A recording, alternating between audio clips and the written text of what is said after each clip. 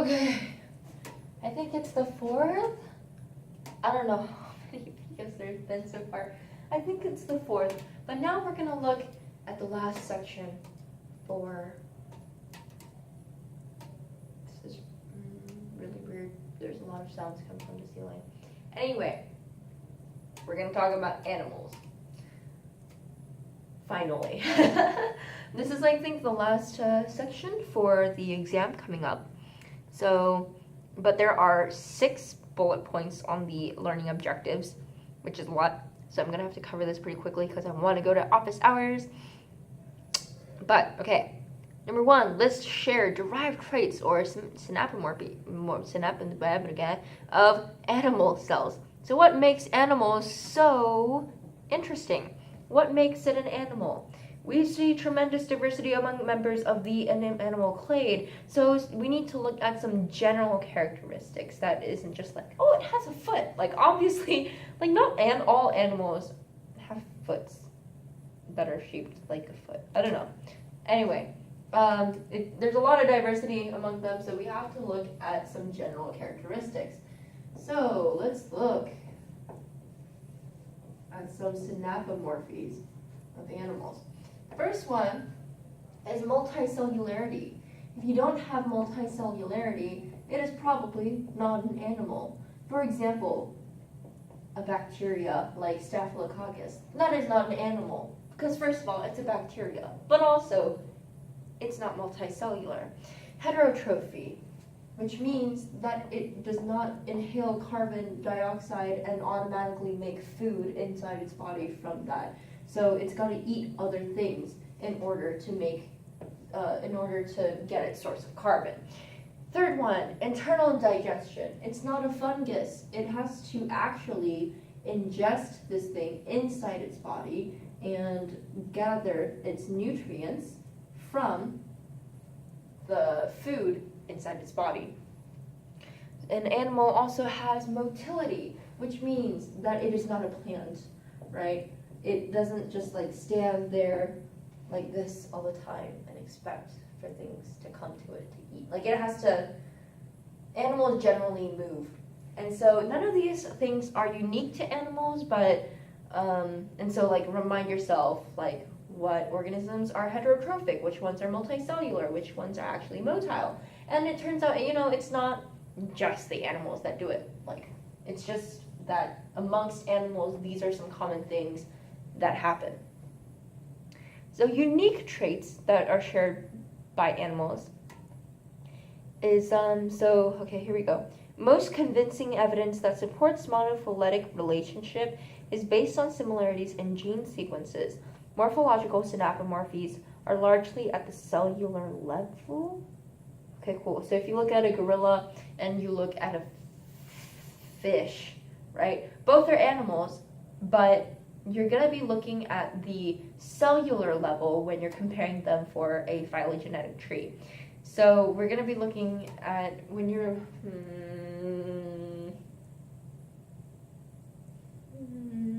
So the morphological synapomorphies that we look at on a cellular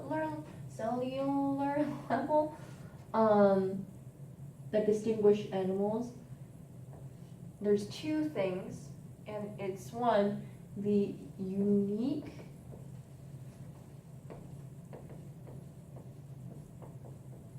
junctions between cells, and number 2, a common set of extracellular molecules, including collagen. Interesting. So collagen is bolded, so I'm just going to write that and then put under it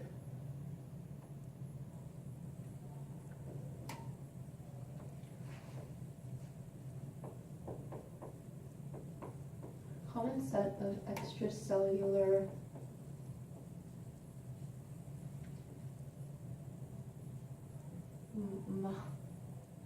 not molarity, molecules.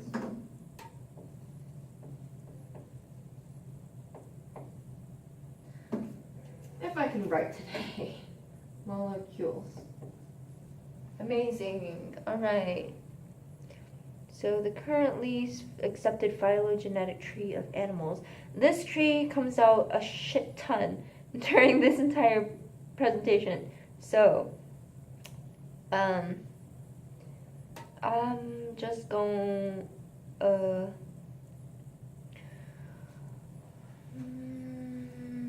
okay. So within here you have the clade of animals. And within animals, there are things called sponges. Just put them out here. There are things, and then the sponges differ from everything else.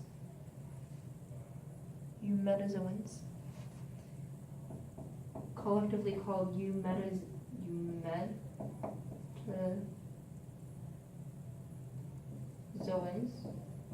because sponges don't have distinct embryonic germ layers, and so I'll get to that later, but these have germ layers, and even amongst these there's diploblastic animals,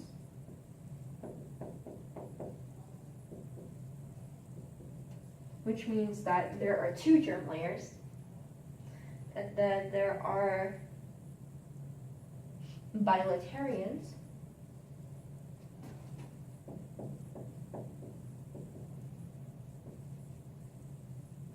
which are triploblastic.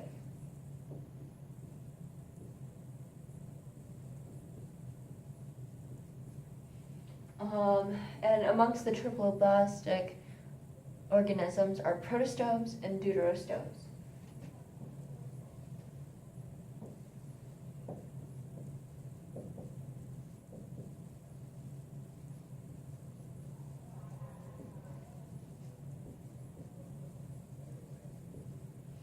Okay, so what is all this hocus pocus? All right, how did animals originate? The common ancestor of animals was probably a flagellated protist that formed colonies of specialized cells, mostly similar to currently existing colonial choanoflagellates. Multicellularity is a common feature of virtually all animals.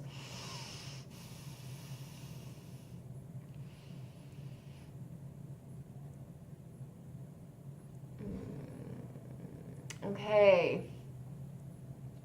So, all right, okay, I'm gonna try to, I'm gonna try to explain this. So, you know how that organismal phylogenetic tree that we had, where it was like, there's fungi, and then there's choanoflagellates,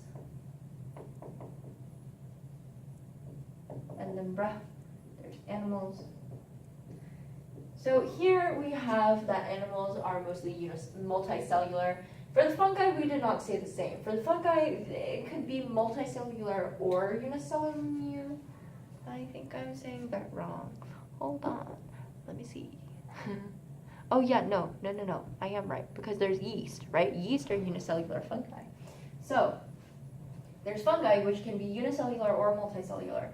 Animals which are only multicellular. And choanoflagellates are some sort of precursor to multicellular. And so that's why they're like mostly more like closer to animals than like fungi, because choanoflagellates, they have like specialized type of colonies, right? So specialized cells. So similarities between colonies of present-day choanoflagellate protists and present-day sponges, which are simple animals, support a close evolutionary link between choanoflagellates and animals. So you have individual choanoflagellates that form colonies that are attached to a single stalk. So you have, they kind of look like bulb things,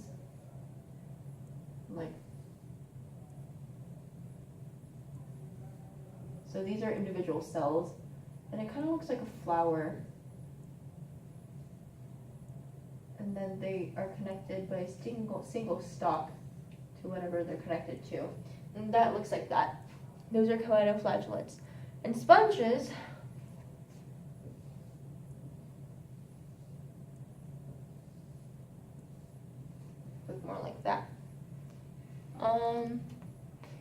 So,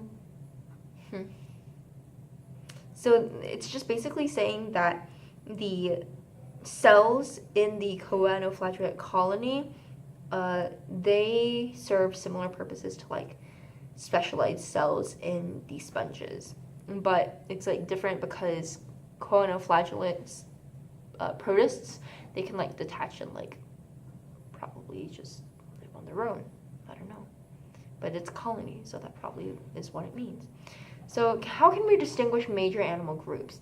So major distinctions include differences in early embryonic development, which is what I was talking about with the triploblasts and things like that. Excuse me. Body symmetry, body cavity structure, segmentation, and nervous system. And so developmental pattern differences. So during early development, we have these things called like different like layers of cells called germ layers that form in the embryo that gives rise to adult tissues. We can distinguish three main animal groups. So we have the diploblasts, which only have 2 germ layers, triploblasts, which have 3 germ layers, and sponges that don't have germ layers. And so find 3 main groups on the tree. So it's just basically animals, sponges, diploblasts, and triploblasts, right? So the example of the triploblastic embryo, you basically have I don't think what's this collagen form? I don't remember exactly what that was. Maybe junction. So you have like this like mass of a crap ton of cells in your embryo, right? And you have a layer like this and a layer like that and a layer, tissue layer, it looks more like that. And so there's this opening here. And so the outer layer is called the ectoderm. The second layer is called the mesoderm. Meso literally means middle. And then you have the endoderm, which is this part right here, or this. Endoderm. Right? And then you have this, so you have this little cavity inside here. And a little hole here. And this little hole is called a blastopore.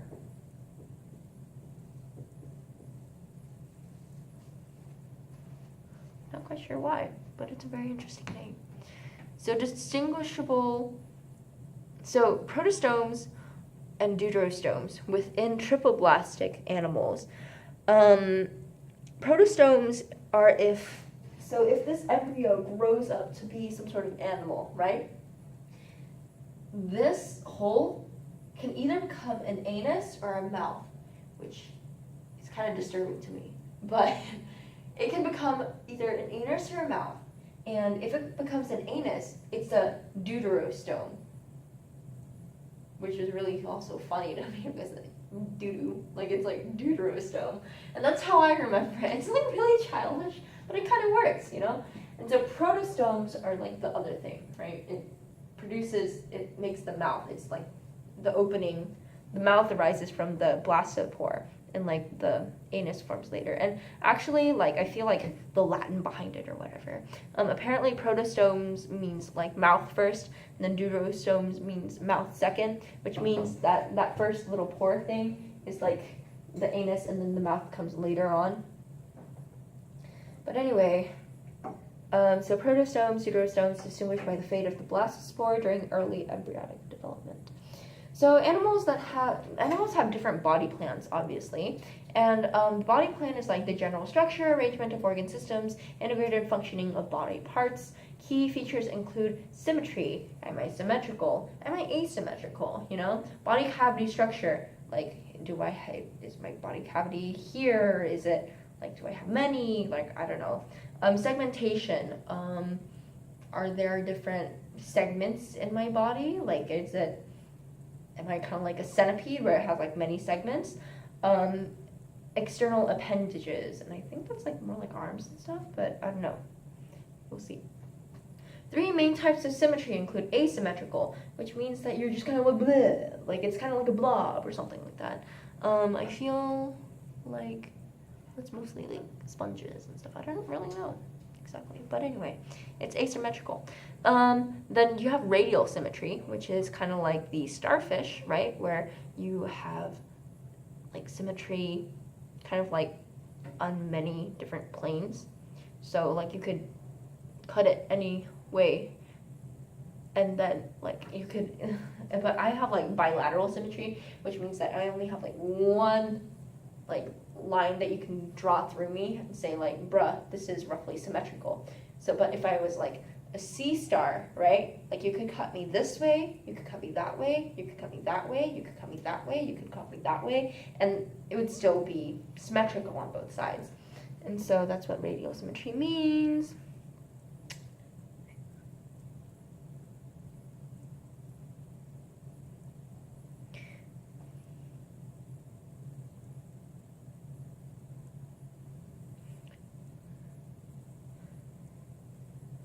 Okay, so animals with bilateral symmetry typically show well-developed central nervous systems. So like I have a spine, I have a brain, it's a central nervous system. A concentration of sensory organs and nerve tissues at the front, or like the head. This is called cephalization, but I don't think you necessarily emphasized on what cephalization was. But like you definitely have like a very well-developed, complex nervous, like central nervous system, and then you have a heavily concentrated amount of that nervous system is in the front of your body. As organisms continue to evolve beyond the point shown by the blue arrow, does symmetry remain fixed as evolution proceeds? And the answer was no. Distinctions based on body cavity structure. Ooh, okay. Trypoblastic, not diploblastic. Trypoblastic animals can have one of 3 different general body cavity types. So, okay, this is a kind of a pain in the ass, but here we go. So whether or not you're protostome or deuterostome, I guess doesn't matter. As long as you're trypoblastic, you have 3 different types of like body cavities you can have. So, acolemate, pseudo coagulate, and then just coagulate. So don't memorize the details, focus on the fact that body cavity structure can differ amongst triploblasts and coagulates. A layer of muscle lines both sides of the body cavity. And so,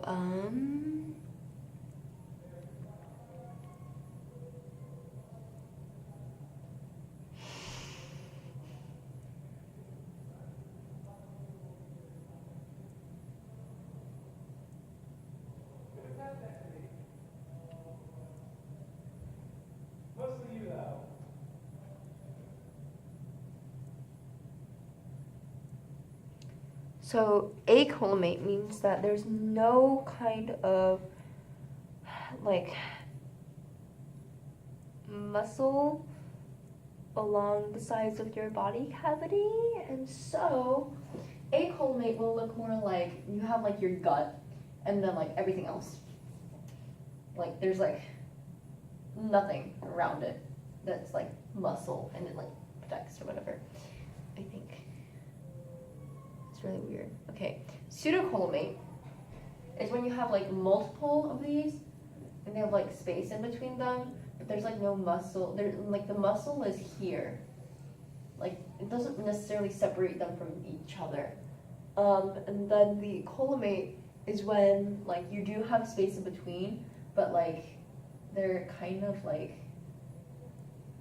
all surrounded by muscle. And so even if you're standing in between these spaces, between like the little gut organ thingamabobbers, and you like punch something, you're not gonna punch an organ, you're gonna punch the muscle that's like wrapped around the organ. So, yeah. So humans are collimates. All internal organs are surrounded by muscle derived from mesoderm.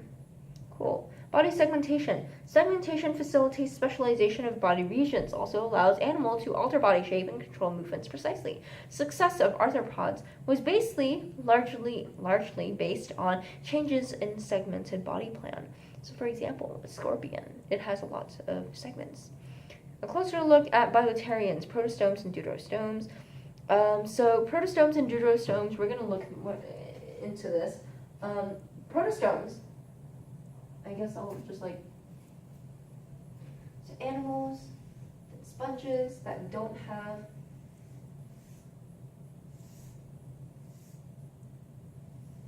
what was this? Common set of extracellular molecules. Well, when I don't remember my own lecture. Cool. All right, I guess I'll look over that again. But, oh my god, wait, what time is it? Okay, I should go move on. Sponges, and then things that do have, like, germ layers, 2 germ layers, 3 germ layers. Eumetozoans is anything that does have a germ layer. It's not a sponge. So protostomes and deuterostomes. Protostomes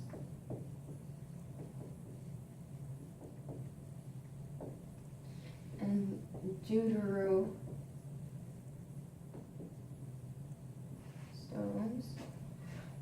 So when you have your protostomes, the mouth forms first. Deuterostomes, mouth forms second. Doo-doo, the anus first, right? So then the protostomes also have a ventral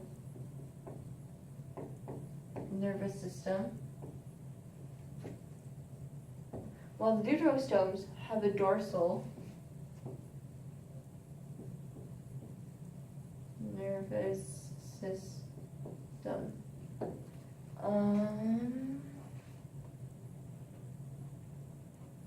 Ventral versus dorsal, what is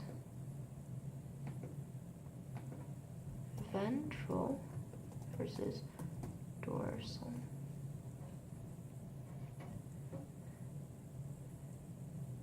So ventral is like in the front and dorsal is like back. So I think we're deuterostomes because all of our spine is on like this side rather than this side.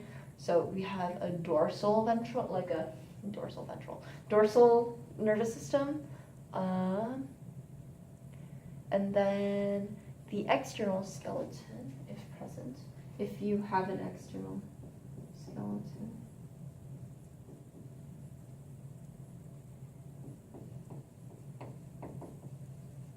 And then deuterostomes usually have an internal skeleton, which further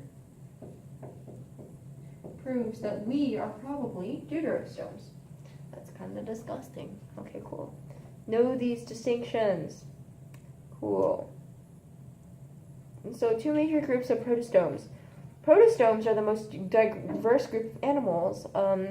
Adixozoans have a stiff external covering or cuticle secreted by the epidermis. They undergo molting. So protostomes can further be divided into things that are called lophotrochozoans. Lophotrochozoans. There's an H. Yes, there's an H. And then you also have ecdysozoans, which have molting cuticles, which is just basically, I would imagine, their external skeleton, right? So they have a stiff external covering, kind of like some sort types of like bugs. That's okay. So cuticles of arthropods become exoskeletons. Some species have thin cuticles and are restricted to moist environments. Others, especially the arthropods, have thick cuticles that function as exoskeletons. The exoskeleton contains chitin and provides support for walking on land and also prevents drying out. Arthropods are extremely successful. Arthropods are exodoan. Oh, they molt? Lol, okay. With paired appendages. Their huge success on Earth is due in part to jointed appendages, segmentation, rigid exoskeleton for support and protection with muscles attached to inside. So arthropods are like basically like grasshoppers. So insects are the largest group of arthropods. Insects and their relatives are the most abundant protostomes on Earth. Butterflies are an example. Deuterostomes include three major groups: echinoderms, hemichordates, and chordates. We'll focus on chordates. So protostomes, like, they have lophotrochozoans and ecdysozoans. And ecdysozoans are mostly like, they molt, they have an exoskeleton cuticle that help them. If they have a thin one, then they have to live in moist environments. If they have a thick cuticle, like insects, then they can live anywhere. And then for deuterostomes, we have three major groups, which are the echinoderms,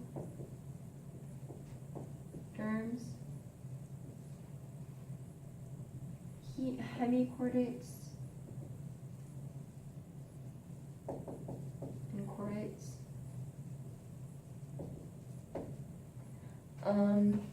So deuterostomes include many large animals, such as humans, interesting group due to many complex behaviors. So chordates have these derived structures at some point of their life, often during early development. So, okay, they have a dorsal hollow nerve cord. So, dorsal hollow nerve cord. And then they also have a dorsal supporting rod called the notochord. Lamau, okay. Dorsal supporting rod called the notochord. So it just like helps out the nerve cord, I guess. And then the tail that extends beyond the anus. Tail beyond anus. So we are chordates because our tails do they? Lamau. Yes, we do have tails. So vertebrates have a backbone. So vertebrates are a subgroup of the chordates. Lamau. I guess we're not going to look at hemochordates next time. Are we? Oh my god. Okay. Vertebrates. They're amongst chordates, which are amongst deuterostomes, which are amongst triploblasts. There's vertebrates, which is a subgroup, I guess. In vertebrates, the notochord is replaced during early development by a jointed dorsal vertebral column. And so internal skeleton provides support for muscles, which are controlled by our nervous system, very diversified group. And so instead of having notochords, we do have notochords in early development, but then that kind of gets replaced by a dorsal, like a backbone. So your spinal cord, I guess.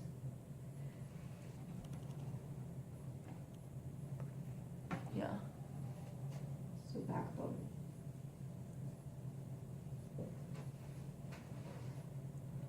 The vertebrate clade do not memorize, Just remember that vertebrates are a subgroup of chordates. So amniotes. Amniotes is a large subgroup of vertebrates well adapted to life in terrestrial habitats. Includes reptiles, birds, and mammals. Many adaptations led to their success on land, including the amniote egg. Eggshells in some species prevent water loss but allow gas exchange and store food for the embryo. Extra embryonic membranes protect the embryo from drying out. So amniotes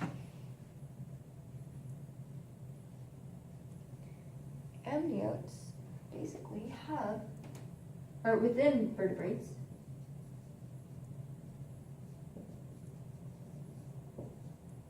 And they have shelled eggs, right?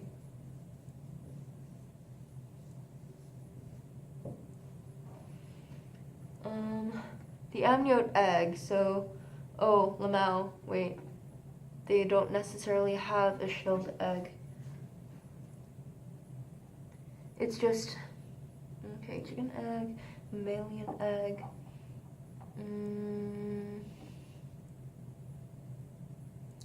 Mammals, a subgroup of amniotes. In nearly all mammals, the amniote eggshell was lost, and function of the extra embryonic membranes were expanded to allow the embryo to grow inside the mother. Can grow to become quite large. The blue whale is the largest animal on Earth. Okay, so basically, like, it just forms an egg.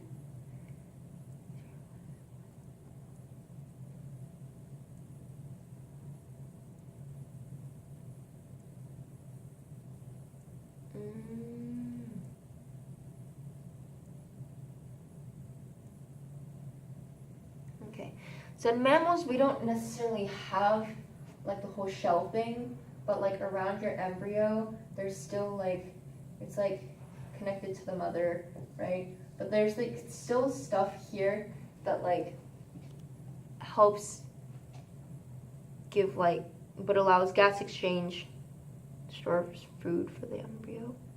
Okay, so key features of mammals, they have sweat glands, mammary glands, hair. I don't know what mammary glands are. Let's look at them.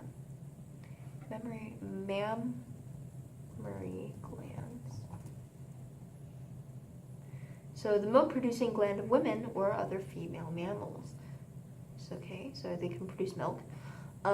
Hair, four-chambered heart that completely separates oxygenated from deoxygenated blood. Okay, cool. All right. So that is all the content for exam 1. I hope that this helped out, and good luck.